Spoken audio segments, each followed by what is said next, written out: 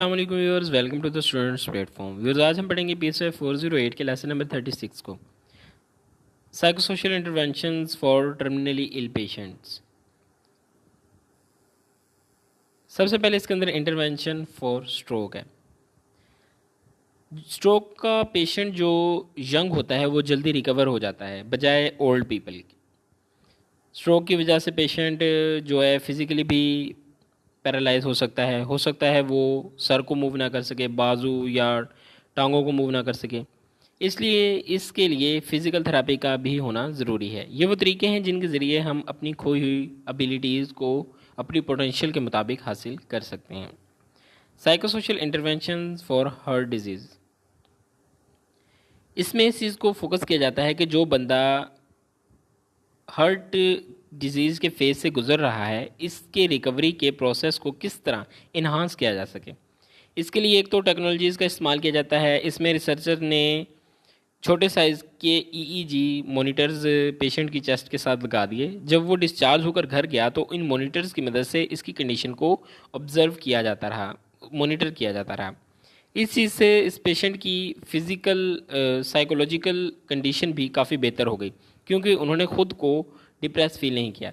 Comparison किया गया कि जो बंदे जिनको साथ ये EEG जो पे मॉनिटर जो है वो नहीं लगाया था और जिनको हॉस्पिटल की सेटिंग में रखा गया था, उनको वहीं पर उनकी केयर की गई थी, दी गई थी उनको, तो वो लोग जल्दी रिकवर नहीं कर सके, क्योंकि वो लोग डिपेंडेंट महसूस कर रहे थे, ख़ुद को हॉस्पिटल के स्टाफ पर या अपनी फैमिली पर डिपेंडेंट फील कर रहे, छोड़ दिया था उन्होंने।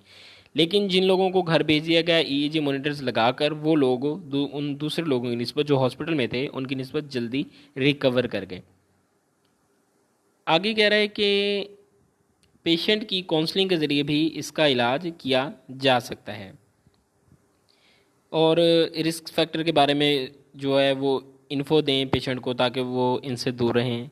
रिसर्च से ये चीज़ भी सामने आई है कि जिन लोगों की दवाई के साथ साथ काउंसलिंग भी की गई है, मतलब उनको दवाई भी दी गई और साथ काउंसलिंग भी की गई है, उन्होंने जल्दी रिकवर किया, जल्दी एडजस्टमेंट की हासिल की, इख्तियार की।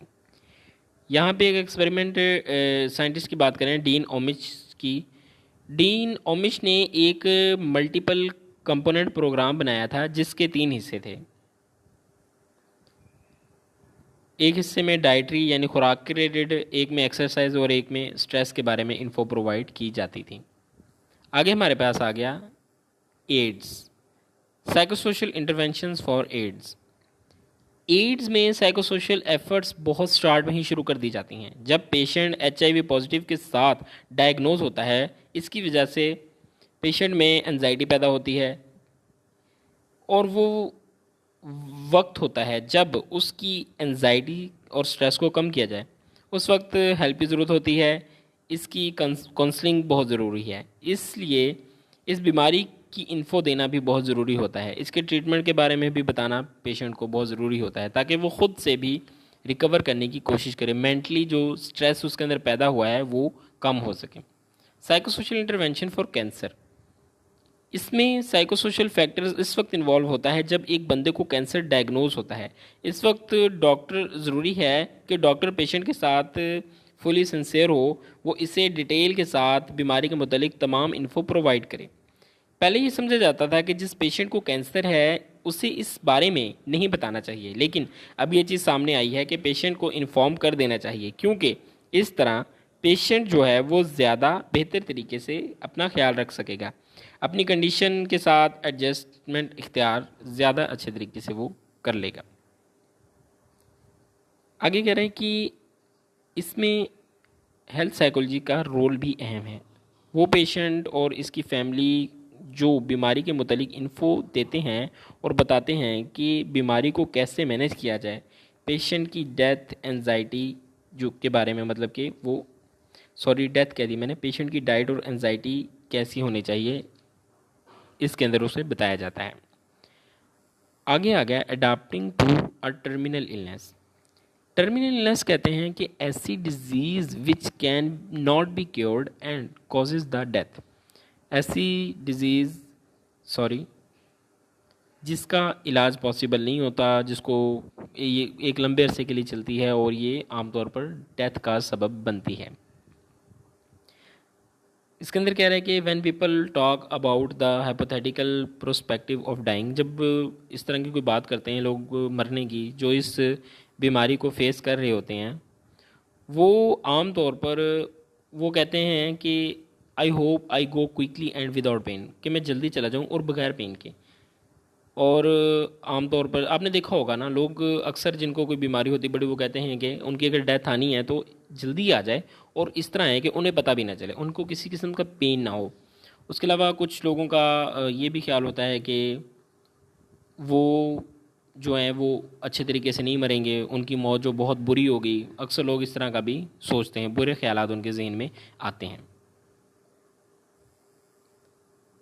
Psychosocial adjustment to the terminal illness, यानी कि इसमें यहाँ से हम मेन पढ़ने वाला है कि how people cope with the terminal illness, लोग इन इलनेस के साथ, टर्मिनल इलनेस के साथ किस तरह कोप करते हैं। इसके अंदर जब इंसान पहली बार सुनता है कि उसे कोई मोहलिक बीमारी है, तो पहली चीज़ वो डैनियल आती है, वो उसे यानी कि इनकार करता है बीमारी से, इसको एक्सेप्ट नहीं करता। इसके अंदर जॉन हिंटन ने 1984 में has described 3 types of stress terminals, उन्होंने स्ट्रेस के 3 टर्मिनल्स को बयान किया था।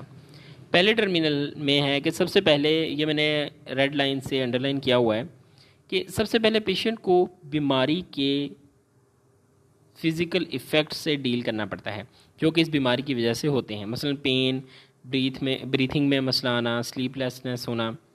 दूसरी चीज़ है सेकंड नंबर पे, restriction in physical activities depending on others, जो फिज़िकल एक्टिविटी वो कर सकता था उसके अंदर रुकावट आती है, वो बंदा दूसरों पे डिपेंड करना शुरू कर देता है।